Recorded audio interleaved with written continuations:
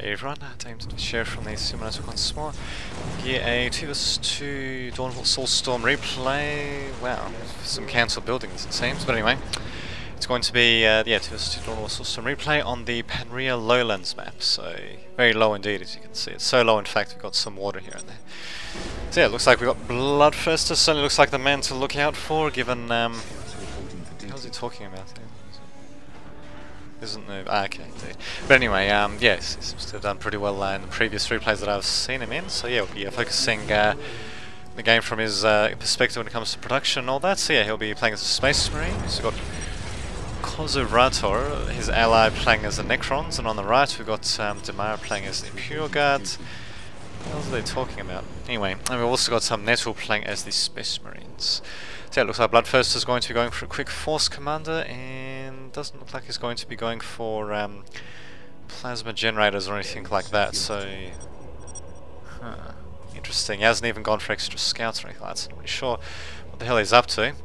And yeah, they're just talking about Imperial Guards and Imperial Guard player Demar building turrets, which is exactly what he's doing. Going to be building one around the middle of the map, so it can actually cover this approach, and it'll be able to cover this strategic point as well. I'm pretty sure it should be able to cover it, so it's going to be a pretty big pain in the ass, but I'm sure Bloodthirster and Kozurator, or whatever his name is, will be able to overcome all obstacles. We'll see what happens. So yeah, speaking of which, do have the command squad coming out for Demar pretty early on, as usual. Also got a relatively early Necron Lord kind of rising from the dead there, getting a fancy staff and all that. Also going to be coming out, and yeah, looks like we're just going to be having a couple of commanders coming out early in general, really. We even got an early Force Commander coming out. Sorry, Force Commander coming out for Nettle. So yes, there's going to be crap loads of Force Commanders and just I suppose commanders in general. And yeah, it looks like actually that heavy bolter turret can reach quite a bit further than I thought actually, and yeah, not bad, so not fine at all, that's not bad indeed. So yeah, Kozurator is apparently going to make Flayed ones, which I thought you actually need the summoning core, of course, there we go. Just as I say that, Kozurator is going to be building the summoning core right there and then, so guessing he's just going to use them to help take down the heavy bolter turret and all that. Speaking of which, it actually looks like Nettle was trying to capture this point before I think, but then Bloodthirster came in, and yeah, Nettle stopped capturing it, and yeah, now Nettle's going to be able to kill off Bloodthirster's troops. They'll do have the Force Commander coming in as well, taking a couple of shots at Nettle's Force Commander. He does have a bit more health than him, so he'll be able to do a bit more damage. But there we go, we do have Demar now coming in with his own command squad as well. A combination of both these sets of commanders should be enough to, or he should convince Bloodthirster to actually want to retreat, but Bloodthirster does also have the Space Marine squad else as well, which for some reason is going to be staying in melee for a little while. Wow, actually getting tossed around a bit. At the same time though, do have Bloodthirster attacking. Finally, we've got the Necron Lord coming in as well. Bloodthirster's Force Commander is taking quite a bit of damage. Nettle's Force Commander still got quite a bit of health though. I think it's actually okay, Nettle's actually going to go straight into the melee combat with him. At the same time though, Bloodthirster's Space Marines are just spreading out there, and well, there goes Bloodthirster's Force Commander. Says it's a bug, although I'm not entirely sure if that's the case really.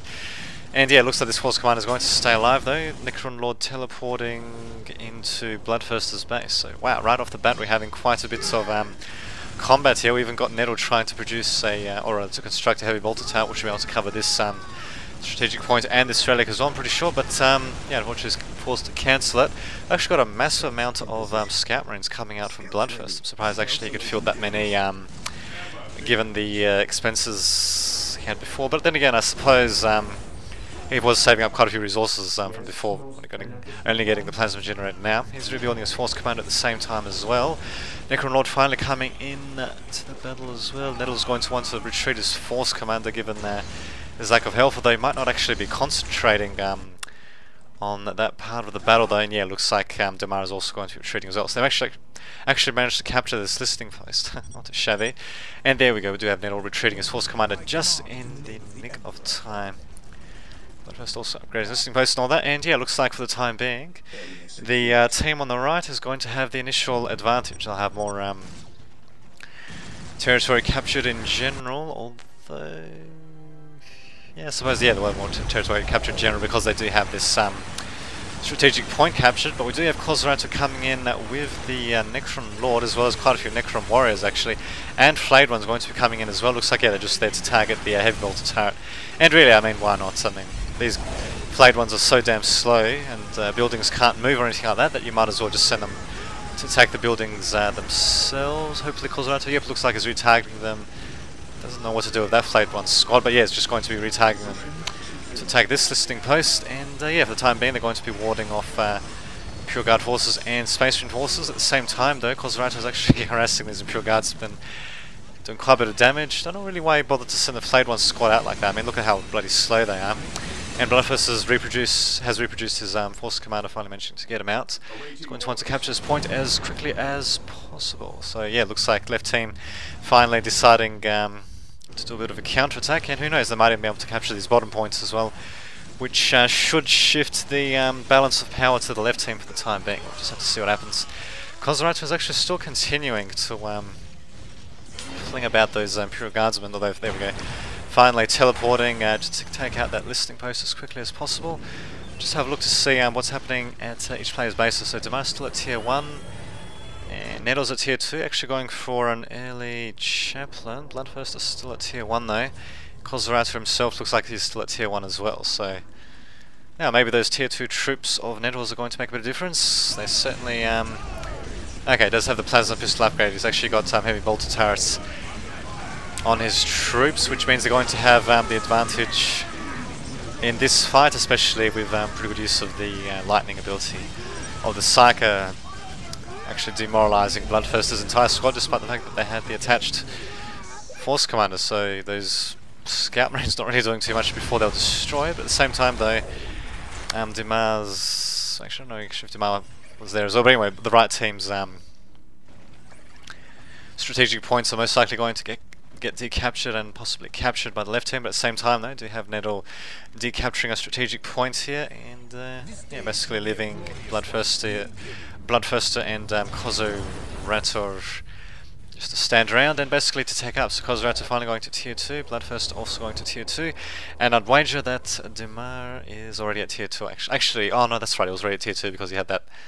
What did he have that dish on when I first looked at it? Damn it, I can't remember.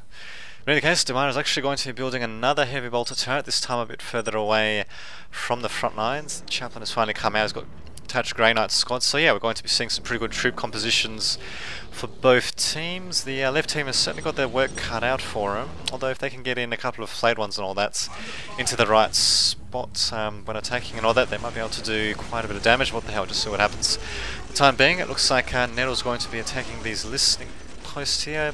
Most likely able to destroy that along with the plasma generator and all that, sending in the Grey Knights, of course, to be able to soak up the damage. Grey Knights with the Chaplain are a pretty potent unit, given that the Chaplain, well, he heals nearby infantry, but he also does an additional amount of healing to his own squad that he's attached to. Surprising enough, actually sending the Chaplain along with the Grey Knights back. Not really sure if that's the best thing to do. If they're not careful, they can actually get the whole squad wiped out by these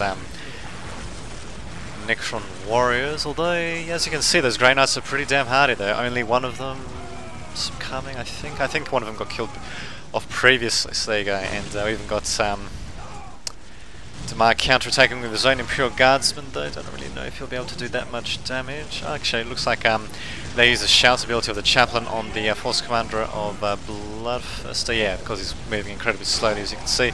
It looks like we've also got a couple of artillery units. Yeah, we've got 2 Basilisks for Damar firing on Bloodthirster as well. So yeah, it looks like the right team might actually be able to claw their way back, but Nettle's forces here are going to be in quite a bit of trouble, actually, taking quite a few shots from their Necron Warriors. The Kozerato unfortunately positioning them a little bit incorrectly, setting them up to the left. They should have sent them more towards the right to keep shooting on Nettle's reinforcing forces, but Bloodthirster also has his forces deployed here to keep shooting as well. But at the same time though, Grey Knights, a whole squad of Grey Knights along with Chaplain have come in as well. Looks like we actually got Bloodthirster having his own squad of Grey Knights along with Chaplain's squad casting Psychic Inquisition ability, causing a bit of damage to be inflicted upon Nettle's troops, and yeah, looks like for the time being, actually these Necrom warriors might be a bit out of position, but I suppose they can teleport to the, their base if it gets attacked. But the thing is, Dimar and Nettle might just use this opportunity just to capture the middle and fortify it. As you can see, they actually haven't finished the heavy bolter turret for whatever reason. Not really sure why. There we go, finally bringing over the tech engines here. They've even got a heavy weapons team. A couple of basilisks are also going to be firing upon the Necrom warriors of Kozarata as well. So the game could still go either way. We've actually got them teleporting back here. They're going to... Wow, they've actually all teleported back except for the flayed ones, which I think just teleported back into the main base so that they could, to the Necron monoliths, they could just be deployed again. So yeah, there goes the command squad. I don't really know if it was worth teleporting all the Necron warriors back to do that, but I suppose it did ensure that they got taken out after all. Heavy weapons team is shooting at the Necron Lord. They might be able to do a bit of damage to some pure guardsmen though. But in either case, yeah, looks like the right team... Well, actually, I'd say it's relatively even, although I think the left team does have a slight edge, although the right team does have control over the middle though, using heavy weapons teams and heavy bolter turret as well to help solidify their hold. There we go, do have a bit of a significant battle happening here though. The artillery of Dimar is going to be doing quite a bit of friendly fire damage actually to Nettle's troops, so I don't know really if it's the best idea to use them there, but in either case, we actually do have quite a few of Kozaraptor's troops being demoralized. We've even got okay, there we go. You've got Bloodfester attacking around the middle as well. Actually going straight for the Tech Priest Engine Seer rather than the heavy bolter turret. Speaking of which, they don't even have an armory up even actually. So the only thing they can add to that squad is a sergeant. It's rather surprising what they've done actually. And Nettle is actually a tier 3. He's going to be casting the, or rather calling down the orbital bombardment. As you can see, going to do quite a bit of damage to Kozaraptor's Necron warriors. Quite a few of them seem like as if they're actually out of the way before the orbital bombardment was called down, so I don't actually think it'll do too much damage. Got a Soul possibility being used at the same time though, forcing Nettle and Dimar to retreat further. But it looks like the middle is slowly getting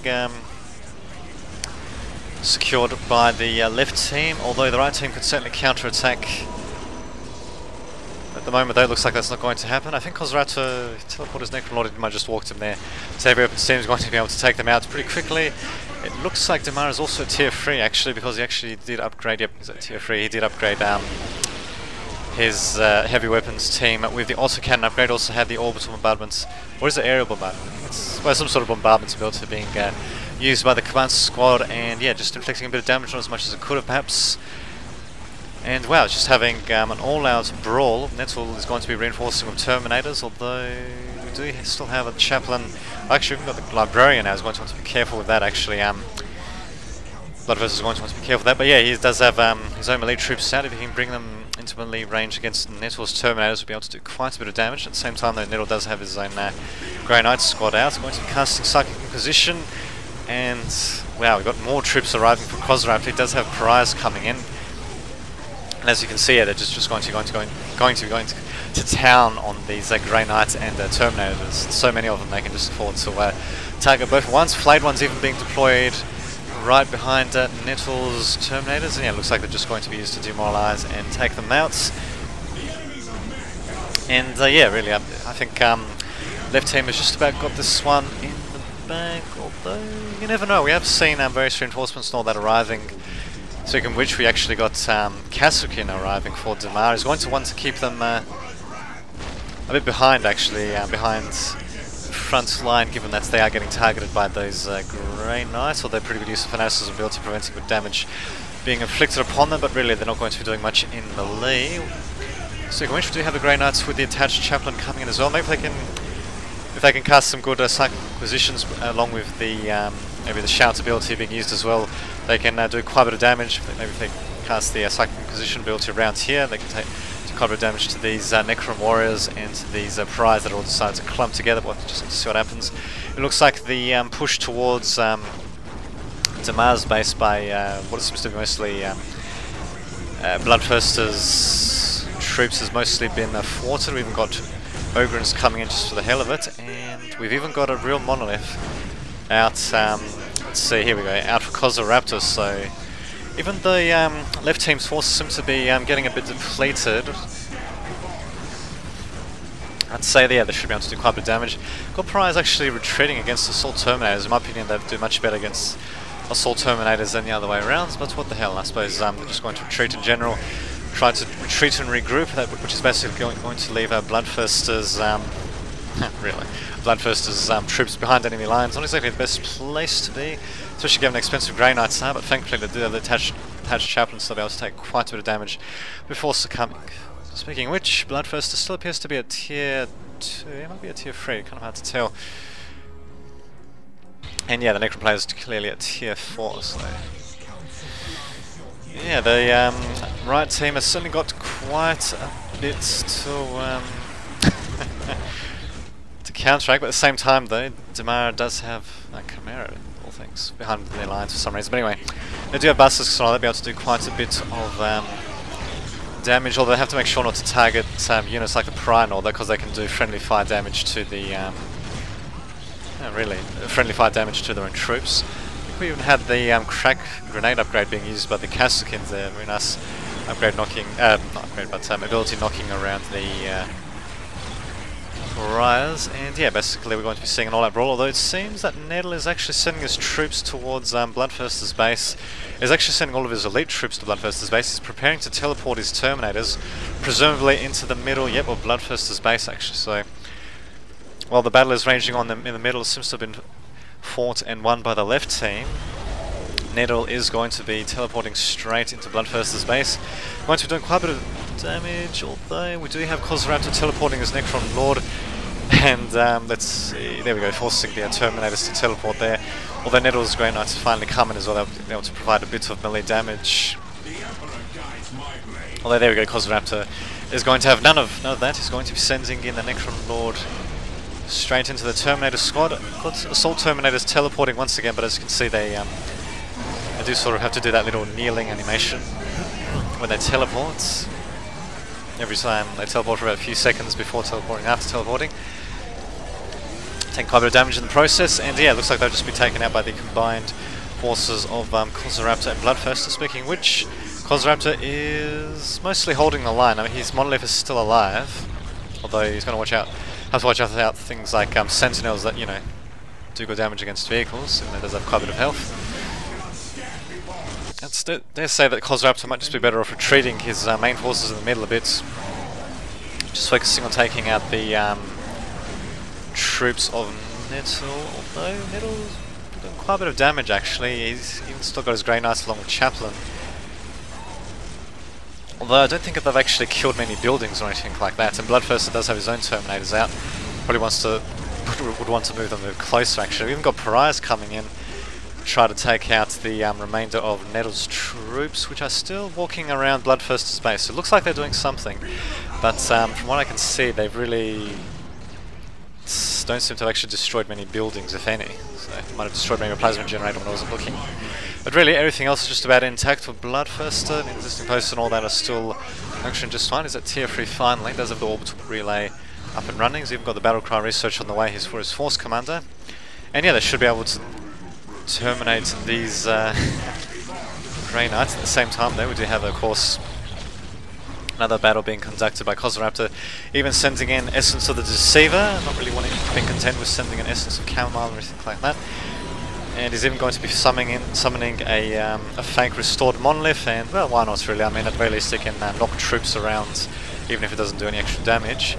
Speaking of which, looks like this Tomb Spider had Curse of Machine Spirit actually cast on it, and Bloodthirster is actually going to be sending in his Assault Terminators as well. His troops are a bit out of position, but at the same time though, Damar and Nettle don't seem to have much to actually defend against the Cedar. So yeah, the little escapade by Nettle might have actually worked if he was actually able to do some damage to Bloodthirster's base, but he wasn't able to do much damage, and as a result, once his forces were eventually dispatched, it basically left the door wide open for Kozoraptor and for Bloodthirster to keep attacking, and that is exactly what we will see for the next minute or so. I don't really see how they're going to be able to get out of this one. I actually see Bloodthirster dividing his troops up a bit. In my opinion, probably be better to have them, you know, just part as part of the Necron army just attacking as one single force, but then again I suppose that also might open their base to getting attacked by Nettle. But anyway, that's what happens.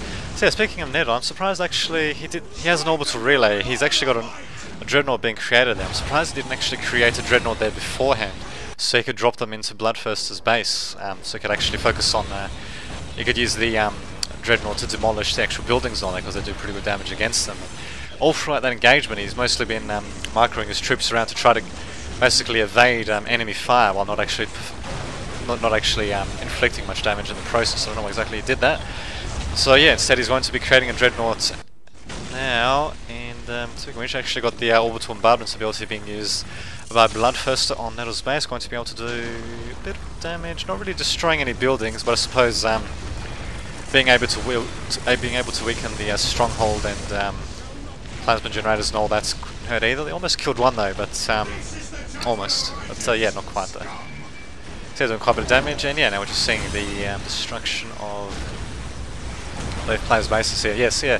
Nettle finally dropping in a dreadnought to help Demar's doomed base, but in my opinion that dreadnought would have served much better use being dropped behind enemy lines in Bloodthirster's base, or maybe even dropped actually in Kozoraptor's base.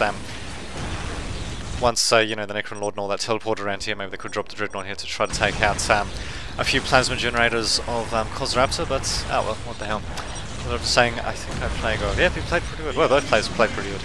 Everyone played pretty nicely, but yeah, we certainly did see a few blunders here and there. But as they say, though, hindsight is 2020.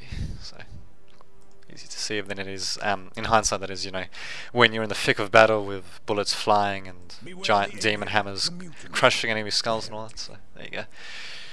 So yes, this should be the well, judging by the time, yeah, this will be the last commentary that I'll be able to squeeze out for tonight. But yeah, I managed to get a few done, and also managed to get that tutorial video done as well, or explanation video, whatever you want to call it, for Akron done as well, where I tried to explain as best possible what was going on there. Probably could have done a better job. I was doing it on the fly, so I didn't have any script or anything like that, but yeah, I reckon I did alright. So yeah, I'll be referencing that video. I'll probably be putting a link in future in the description of future Akron videos, just to point back to that tutorial video. You know, so if you want to find out more information, just click the link and there you go. Bob's your uncle. So yes, until next time, this has been Damien Dudovich signing off.